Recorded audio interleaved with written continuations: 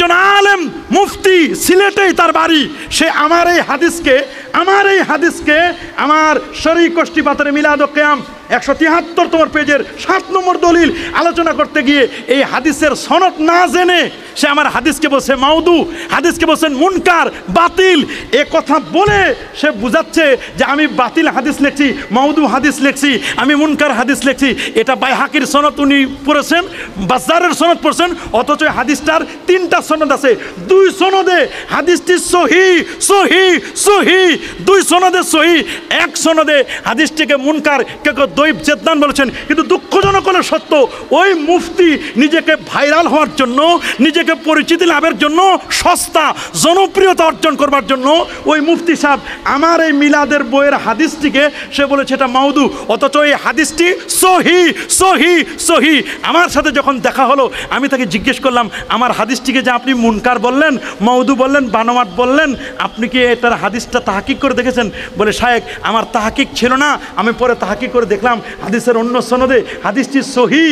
সে বলেছেন, আমি বললাম তাকে যে আমি মাফ করে দিতে পারি, আল্লাহ নবী আপনাকে ক্ষমা করবেন না। নবীর সহিহ হাদিসকে আপনি মাউদু বলে দিলেন, বাতিল বললেন, মুনকার বললেন। শায়েখ আমি আমার ভিডিও ডিলিট করে দিয়েছি, আমি আর কখনো এটা বলবো না, আমার এটা জানা ছিল না। আমার কাছেও সে সরি বলে দিয়েছে, এবং আমি বলছি শুধু আমার কাছে মাপ চাইলে হবে না, এটা আল্লাহ নবীর কাছে মাপ চাইতে হবে। কথা বলুন, যদি হিম্মত থাকে ওকে বসান, বলেন তাকে এই হাদিস নিয়ে সে বাহাস করবে কিনা, কথা বলেন। অথচ সহিহ হাদিসকে সে মাউদু, মুনকার, বাতিল বলে দিল, না জেনে না শুনে। তুমি কেন, যখন আমি একটি হাদিসকে বলে দিলাম এই হাদিসটি সহিহ, যখন আমি বলেছি সহিহ, মিয়া সাহেব তোমার উচিত ছিল এটাকে আরো ভালো করে খোঁজা। কথা বলুন, খুঁজে যদি না পাই আমি আমার বইয়ের ভূমিকায় লিখে দিয়েছি, আমার কোনো দলিলে কারো সমস্যা হলে আমাকে জানাবেন, আমি সংশোধন করে দিব। আমাকে যদি জানাতো যে শায়েখ বেশি দূরে নয়, কাছাকাছি আমরা থাকি, বেশি দূর নয়, যদি আমাকে জানাতো আপনার লিখিত কিতাবের এই হাদিসটি আপনি সহিহ বলেছেন, অথচ আমি পেয়েছি হাদিসটি মুনকার, বাতিল পেয়েছি, আপনি যে সহিহ লেখলেন কোথা থেকে লেখলেন, আমাকে যদি ফোন করতো তাহলে কিন্তু আমি এটা বলে দিতাম, সুন্দর করে তাকে বুঝাই দিতে পারতাম, বলে দিতে পারতাম যে অমুক অমুক কিতাবে আছে। সে এটা না করে আমার একটা ছবি নিয়ে আমাকে ক্রস চিহ্ন দিয়ে, আমার মিলাদ কিয়ামের বইতে ক্রস চিহ্ন দিয়ে বসে এই হাদিসটি মাউদু, অথচ হাদিসটি সহিহ। তার 14 গোষ্ঠী কবর থেকে উঠে আসলেও এই হাদিসটাকে মাউজু, বাতিল প্রমাণ করতে পারবে না। সহিহ হাদিস, আল্লাহু আকবার বলেন, একটা সহিহ হাদিসকে যদি বাতিল বলে দেয়, মাউজু বলে দেয়, মুনকার বলে দেয়, তাহলে তার কি শাস্তি? ওই শাস্তি তো তাকে বুঝতে হবে।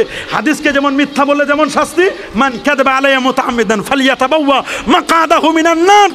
মনে রাখবেন, কোনো সহিহ হাদিসকে মাউজু বলতে যাবেন না। তাহকিক করেন, দেখেন, বুঝেন, শুনেন, তাহলে বুঝতে হবে যে কাজটি করেছে এটার তার উদ্দেশ্য হলো ভাইরাল হওয়া। উদ্দেশ্য কি? কথা বলুন, সস্তা জনপ্রিয়তা অর্জন করা।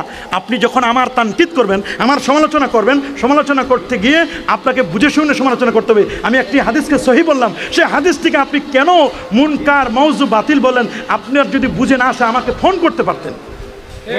কথা বলেন। আমি তাকে নসিহত করে দিয়েছি, বাবা এরকম আর কখনো করো না, আলেমদের ব্যাপারে এরকম আর কখনো করবে না, সাবধান সাবধান।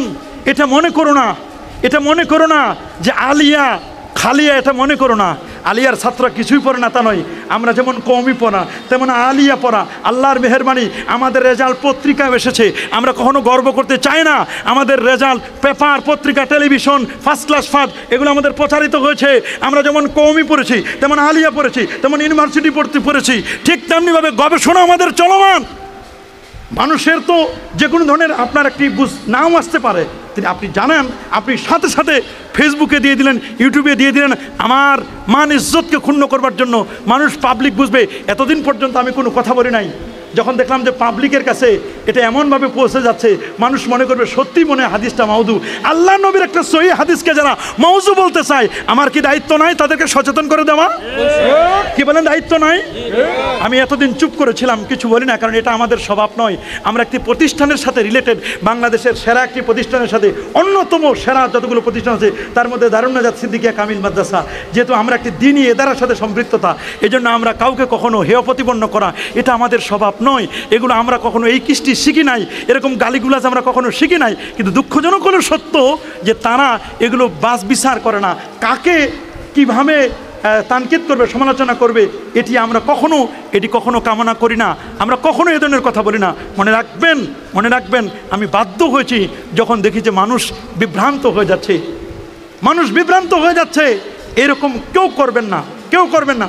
ইমাম সুয়ুতি এই হাদিসের ব্যাপারে বলেন, ওয়াকাদ জাহার আলী তাখরিজহু আলা আসলিন আখার ওয়া হুয়া মা আখরাজাহুল বাইহাকি আন আনাসিন আন্না নবী সাল্লাল্লাহু আলাইহি ওয়াসাল্লাম আক্কা আন নাফসি বাদান নবুওয়া মা আন্নাহু কাদ ওয়ারাদা আন্না জাদ্দাহু, স্পষ্ট করে বলেছে তার দাদা আব্দুল মুত্তালিব তিনি রাসূলুল্লাহ আকরাম সাল্লাল্লাহু আলাইহি ওয়াসাল্লামের তিনি আকিকা করেছিলেন, তারপরে তিনি এমনটি করেছেন। তাহলে এটা আমাদের বুঝতে আর বাকি নাই। প্রিয় নবী রাসূল আকরাম সাল্লামের শান, মান, ইজ্জত, তাজিম, তাওকির, পোস্ট পজিশন আমরা কি বাড়ায় তুলব কিনা?